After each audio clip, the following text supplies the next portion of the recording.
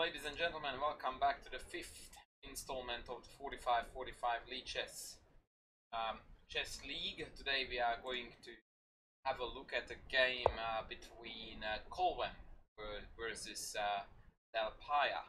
A really awesome game. I have to put it in advance that one of the most consistent games.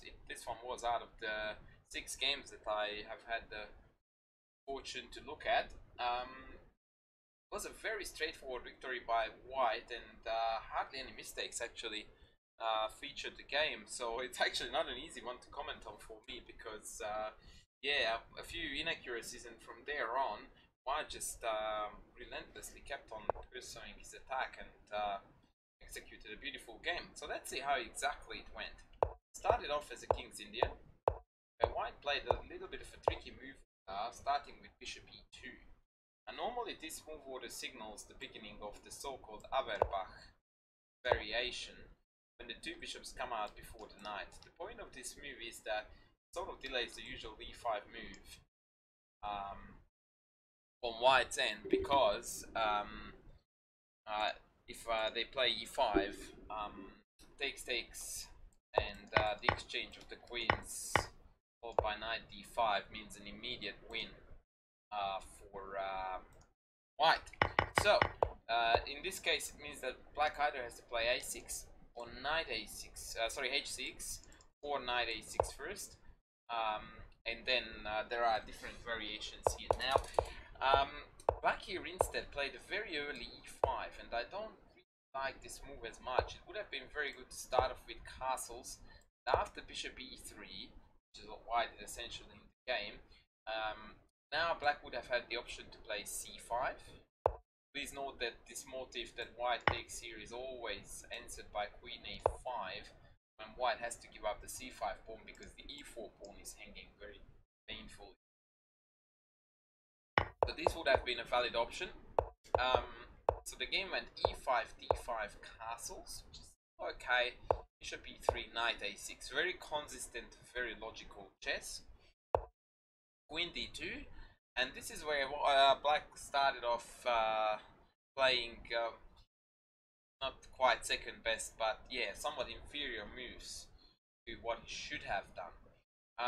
Obviously the intention is to play f5, but it's also quite handy to chuck this knight onto c5 now with a tempo, hitting the e4 pawn twice, because it normally triggers a move like f3 from White. And what this move does from Black's point of view, if we look at it, is that it blocks off the diagonal of the bishop, and now we are actually able to go forward with the set f6 knight instead of going back to e8 to d7 and then execute the typical f5 thrust. One of the biggest advantages of having the knight on h5 compared to on e8 to d7 is that if they play g4, can jump into f4. This pawn sacrifice has become a stock standard move ever since the game Kotov Gligorich was played back in the 50s or probably early 60s. A very thematic and typical pawn sacrifice. Actually, in that game that was followed by another, which is simply designed to trade off this beautiful dark squared bishop on White side for a knight, utilizing the then opening up long diagonal and this deadly bishop, and the fact that the king is stuck in the middle and castling here, given that this diagonal is already open, not going to ease the pain at all. A beautiful positional pawn sacrifice, totally stock standard in the King's Indian. And so if White after knight h5 decides not to play g4 but go for example with castles, then Black can comfortably play f5 or even carry on with some other developing moves, but I see no problems with f5 and just play a very complicated game that actually, in my opinion, may have transposed into some type of Zamish, with the exception that in Zamish White hardly ever puts the bishop on e2. That's a square for the knight. Anyhow, this is what I would like to recommend Black to check out in detail, because from here on, instead of knight c5, knight e8, things went really open. White played g4, A very typical move in the h3 line in the King's Indian, where white plays h3 g4. The idea is to discourage f5 as much as possible, because now obviously f5 is going to come with opening files in front of the black king. Now this is where things get really strange, because traditionally it is white who is playing on the queen side, due to the pawn structure once again pointing the pawn chain, pointing this way, whereas black's pawn chain pointing that way, meaning that black is going to play on the king's side.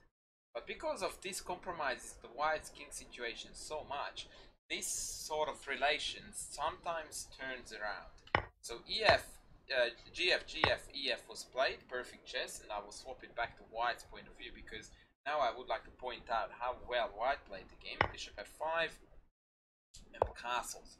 I would like to point out here that most often it's the control of the e4 square that decides the game to white's favor, and in that aspect, or rather for that reason, knight f3 was here a very good move to consider, because now e4 seems to be very suspect due to knight e4 controlling even more important white squares. But if I don't do that, then white will be able to create a beautiful blockade by playing knight g5 and then knight e4 back. White instead castled first. Nothing wrong really with the move, but probably would have been more subtle to start with knight f3.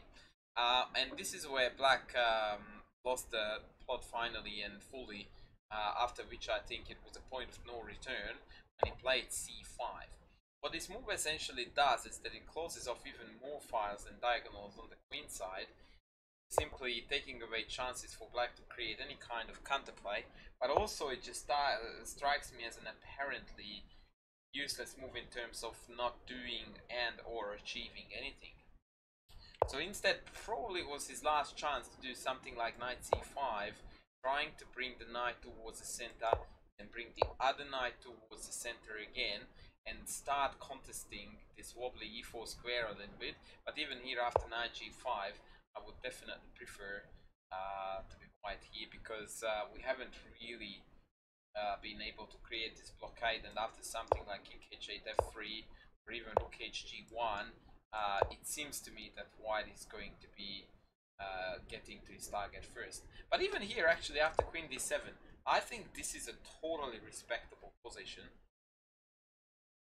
from black's point of view. No dramas, especially if we compare it to what happened in the game. So let's have a look at that. So c5 was played. Yeah, very counterintuitive move. It blocks off the knight, basically ruins the a6 knight, closes off the center fully. It's just not looking at all. Okay, so knight f3 and knight ac7. So what black was hoping was to turn it into some sort of a Benoni structure where he drops back and plays for b5. But golly gosh, he's way too late to the party. I mean, let's face it, he's trying to figure out a way to open up a file here when there is already one onto his king. Obviously way too late. Way too late. Here, I still managed to find a very interesting motif with the support of this beautiful sea creature called Stockfish, and that is knight b4. It was such an irregular thing for me to see. I haven't come across this motif for a very long time to be able to fully appreciate its clever concept at first sight, because obviously there is a sort of a semi-mate threat here, but that's impossible to make it work. So I was wondering what exactly this was hoping to achieve, and the answer is very simple. All black is aiming to do is to put a knight here and then regroup into d4, and all of a sudden that knight that was so silly on a6 is an absolute beast sitting on the middle of the board, center yet again. And whilst it doesn't quite save the game, at least it feels so much better to play chess with a knight on d4 rather than one with on a6 or c7, as the case may be. Because now again, look at how passive these black pieces are. It's impossible to conjure sufficient counterplay with such pieces. And white again is playing consistently really good moves. Rook dg1, creating a pin, bringing the rook to the open file, threatening to double up. Awesome stuff. King h8, pawn h4. Again, super logical chess. The computer doesn't really like it, and I will explain to you why. But I think it is, especially for a player of this level, this is excellent chess. It creates h4, h5, h6 threat, covers the g5 square, basically extends the rook's scope towards the king. Just awesome. The computer prefers rook g5, sorry, because it basically covers the queen's diagonal to h4, which means that the knight will be able to come here.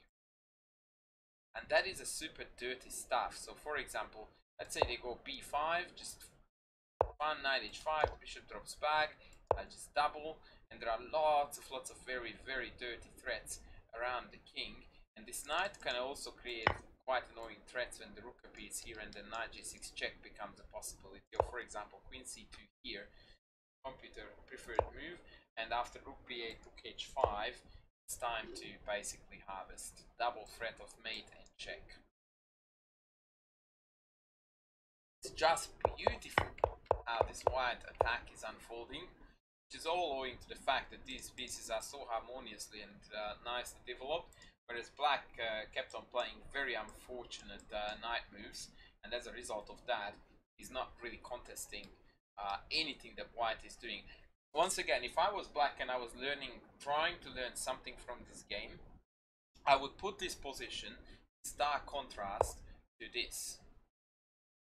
Because it could have been this, as I showed you when black failed to play knight c5 and instead went pawn c5, where whilst the position is still unpleasant, it's quite playable and in fact good looking in terms of, look at the pieces.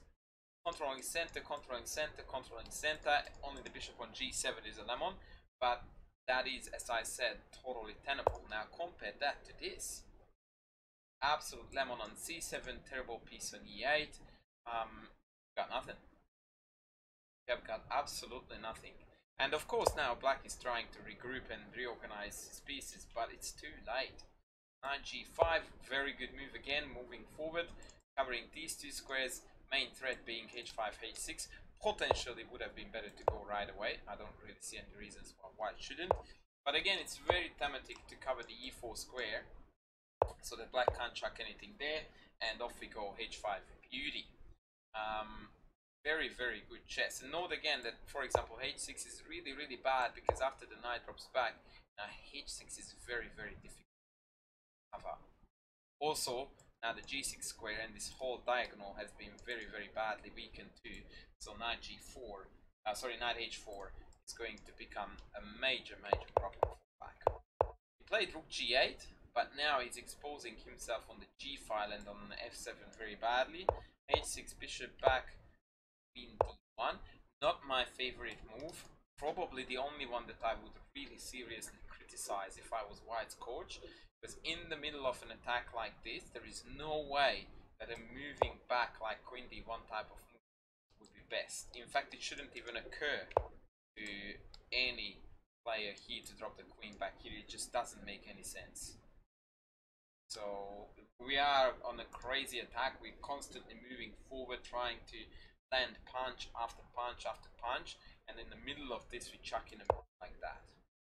That's a disaster. There is no explanation why one would want to do that, and what one would achieve, more importantly, with queen d1. If it was an online game, I would assume a mouse slip here, and of course, to offer the something on the positive too, bishop d3 was a no-brainer. That's the next step in this puzzle now that the king is so tightly jammed in and knight f7 is a constant threat. We are trying to soften up white squares. Of course we are. And now we are threatening to take, and mate. So yeah, queen d1 was the only really bad move, in my opinion, in this whole entire game from white's point of view. Bishop dropped back to g3, and surprise bishop d3 was played, so white found the correct path after all. a6, queen f3. Potentially this may have been the explanation behind queen d1, but once again it's It's not even a good move here. I mean, not the best because, yeah. Okay, I will go with it. I would have preferred to do something like take and just f4, further opening up files and diagonals, but whatever. Let's roll with it. 98 again, super ugly. Bishop e7 seems like the only sensible move here. But the position is really, really bad here. Black, a very neat tactical trick here to notice bishop f5. I really do like this. And if bishop takes, then we have got mate, and if queen takes, bishop takes, we still have mate. So f5 is taboo, and if the queen goes back, then I can still build up with doubling on the g, or potentially penetrate on here. Just a lot of goodies to be done. Knight e8 was played. For the record, this motif still exists. But bishop takes g6 seems to be best to me, and after rook takes maybe 96, sorry. Yeah, this looks like black is falling apart really, really time. Yeah, so f8 is like, how ridiculous is that? It feels like we're winning a piece on f8. Queen f7 takes.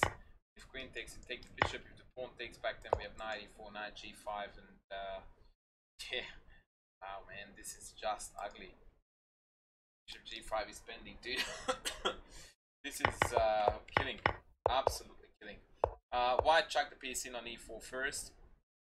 Whilst it's not the most forcing win, according to the mighty engine, I totally am in support of this move. It's very consistent, removing defenders, trading pieces around the king, all good. And actually, black fully collapsed under pressure, and I don't blame him for that at all. Took on e4, then he took on e4 again, thereby allowing knight f7 with quick mate to follow, or at least a free queen in the pocket. So that was that. A very, very quick and neat finish from white in what seemed to be a very one-sided game. But this is how easy it can go when you are playing a King's Indian a little bit in a half-hearted fashion. So when you play a King's Indian, you basically have to be very, very aggressive from the get-go and just go for all your opportunities. And second best, like knight e8, and then moves like c5 here instead of bringing the knight in, or knight f6 first, they're just not gonna cut it. And eventually, it feels like we are, if you play stuff like this as black, very often you end up going like, I can't remember where I made my mistake, and yet I stood no chance in staying in this game. How is that possible? Where there are certain openings where you have to play very, very forcefully and powerfully and dynamically in order to compensate for the deficits that the opening itself carries. Openings like the King's Indian or the French or the Perk by default are somewhat passive in their setup. So what they require is a very rigorous, aggressive mindset and a very good understanding of that structure from the player who plays it, so that they can compensate for these minor structural deficits. In this case, in the King's Indian, we are struggling with lack of space, and so this f5 thrust needs to be played at the best possible time under the best circumstances. Now here it was possible by playing knight c5 first, and after f3 playing knight h5, or if maybe queen c2 was a better move here. But then again, I could play now a5 denying b4 and keeping the knight on c5 for starters, and again fight a whole entirely different type of battle.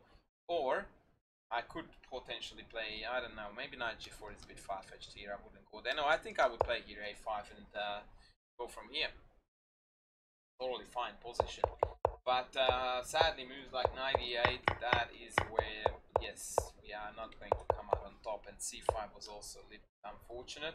And from here on, I have to say that white played a really, really good quality attacking chess till the very end. Did he have lots of inaccuracies? Yes, but did any of them risk the outcome of the game? None at all. Not at all. It was just a consistent, very logical attack that eventually arrived or landed rather black in a very, very awkward blunder. But once again, I would fully excuse black from this blunder, because even if he had played something else, his position would have been totally untenable.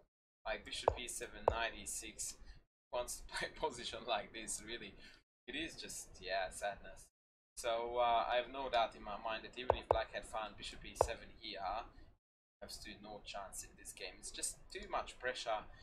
It's a very depressing position too, so it's very tough to play something like this psychologically too.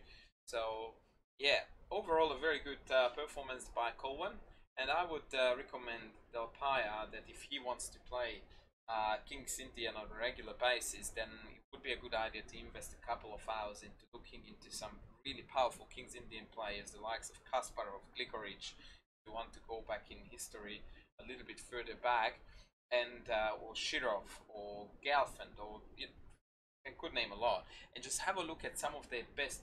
John Nunn was a very good dude in this regard. Have a look at how they played these structures, what sort of plans did they go for, what strategies did they follow, and try to follow their way of playing, because as I said, passive structures require more aggressive mindsets to make up for the initial deficits that we willingly take on board. With that, I'm going to conclude the analysis of the 5th game, and there is one more to come, so make sure that you do tune back for that. For the time being, this is gonna be it. Thank you very much for watching. Bye.